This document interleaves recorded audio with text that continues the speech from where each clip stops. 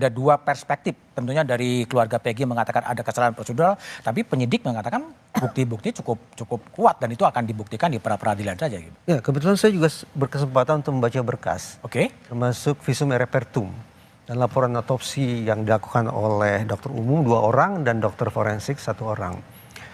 Dengan segala hormat saya nih Pak Sandi, ketika saya membaca visum et repertum saya tidak menemukan di situ ada simpulan bahwa kedua korban yaitu almarhumah Vina dan almarhum Eki adalah korban pembunuhan, tidak ada. Tidak ada? Tidak ada. Bunyinya adalah kematian tidak wajar. Tetapi kematian tidak wajar tidak serta-merta bisa disimpulkan sebagai akibat pembunuhan. Saya mundur 1 langkah. Dari sudut pandang forensik, ketika kita menyimpulkan penyebab kematian, NASH, N natural. Natural. Ini bisa dianggap sebagai kematian yang wajar. Karena sakit, karena usia lanjut, dan seterusnya. 3 selebihnya ini yang tergolong sebagai kematian tidak wajar. Yaitu accident, suicide, homicide. Kecelakaan, bunuh diri, dan meninggal seseorang akibat perbuatan orang lain. Nah, di dalam berkas yang saya baca, simpulan akhirnya hanya kematian tidak wajar. Tapi tidak terjelaskan apakah kematian tidak wajar itu merupakan akibat dari kecelakaan kah, bunuh diri kah, atau perbuatan orang lain kah? Tidak ada. Itu satu hal. Yang kedua, ini sekaligus mengingatkan saya pada laporan yang disampaikan oleh Rudiana pada tanggal 31 Agustus. Di laporan tanggal 31 Agustus, di laporan itu Rudiana mengatakan kurang lebih kedua korban ditusuk. Kedua korban ditusuk. Ya. Dan kedua korban meninggal di TKP tanggal 31 Agustus, laporan dibuat oleh Rudiana. Sementara otopsi dilakukan setelah itu, kurang lebih tanggal 6 September. Ketika otopsi dilakukan oleh dokter, lagi-lagi tidak ada yang menyebut bahwa misalnya almarhum Eki meninggal akibat tusukan, tidak ada. Bahkan dokter mengatakan, menulis bahwa almarhum Eki meninggal akibat trauma tumpul. Tumpul. Bahkan trauma tajam pun tidak. Sementara pada almarhumah Vina memang ditemukan adanya trauma tumpul dan trauma tajam. Posisi trauma tajamnya di mana? Di punggung telapak tangan dan di daerah pipi. Jadi yang ingin saya katakan ini menarik untuk dicari tahu. Ya. Kenapa pada tanggal 31 Agustus Rudiana sudah melaporkan bahwa kedua korban itu ditusuk dan meninggal di TKP. Kalau dilihat ya, seberapa yakin Anda yakin bahwa kepolisian akan transparan kalau tidak ada dan transparan kalau tidak ada tekanan viral dan kemudian film? Entah apa alasannya, saya menangkap kesan kuat bahwa Polda Jabar ini berulang kali memposisikan dirinya justru berseberangan dengan pengadilan negeri. Berseberangan dengan pengadilan negeri. Ya. Pertama terkait tadi disampaikan oleh Mas Saiful. Ketika majelis hakim di pengadilan negeri menyatakan ada 3 DPO, Polda Jabar tanpa lewat proses hukum apapun menganulir 2, tinggal 1 DPO saja. Itu ternyata bukan satu-satunya saja. Di Polda Jabar, di reskrimumnya mengatakan bahwa Peggy adalah orang pertama yang melakukan perkosaan terhadap korban.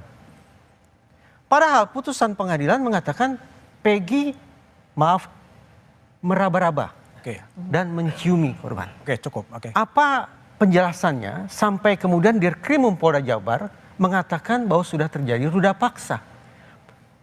Sementara di dalam otopsi saya baca bahwa tidak dilakukan uji DNA terhadap sperma.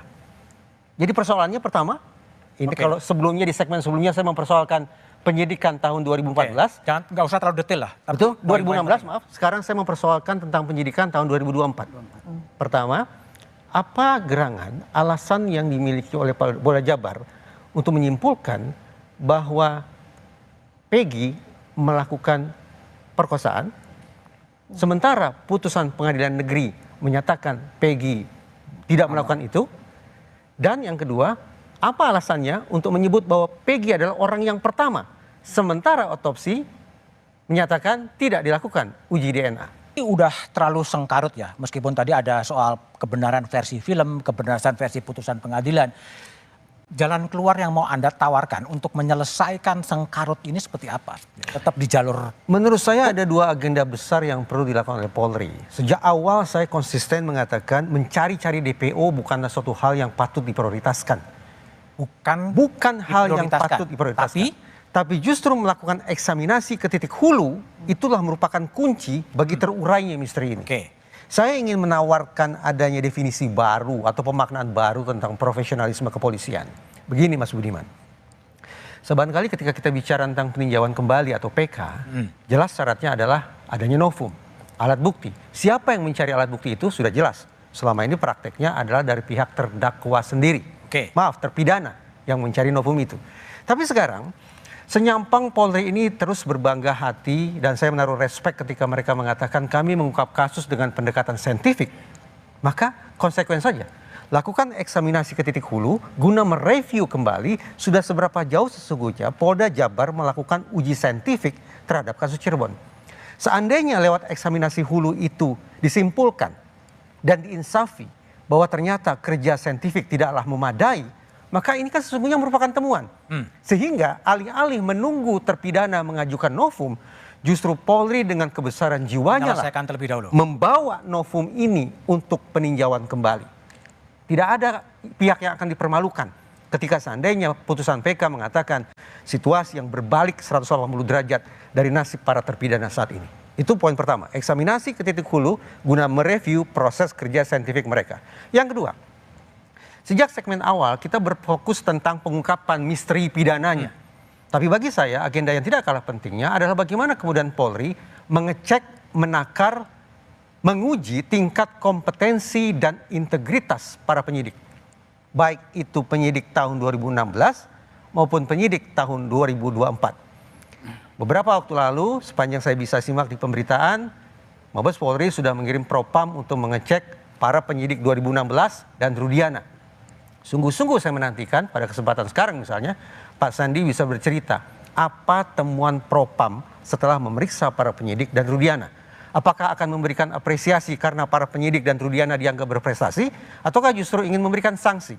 Entah itu sanksi terkait dengan lemahnya kompetensi sehingga mengirim para penyidik untuk sekolah lagi, ataukah sanksi terkait dengan etik, bahkan mungkin pidana terkait dengan integritas yang rusak parah. Awalnya saya beranggapan atau tepatnya khawatir bahwa kasus ini merupakan potret yang tidak menyenangkan tentang apa yang disebut sebagai police misconduct.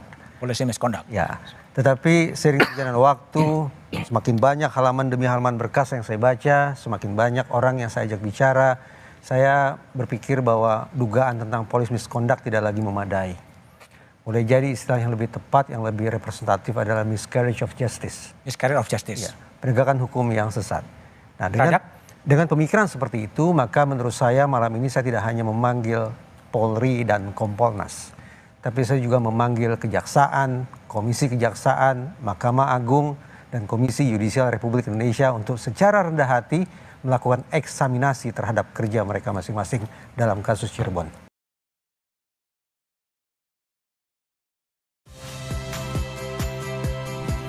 Saya Yasir Neneama. Saksikan program-program Kompas TV melalui siaran digital, pay TV, dan media streaming lainnya. Kompas TV, independen, terpercaya.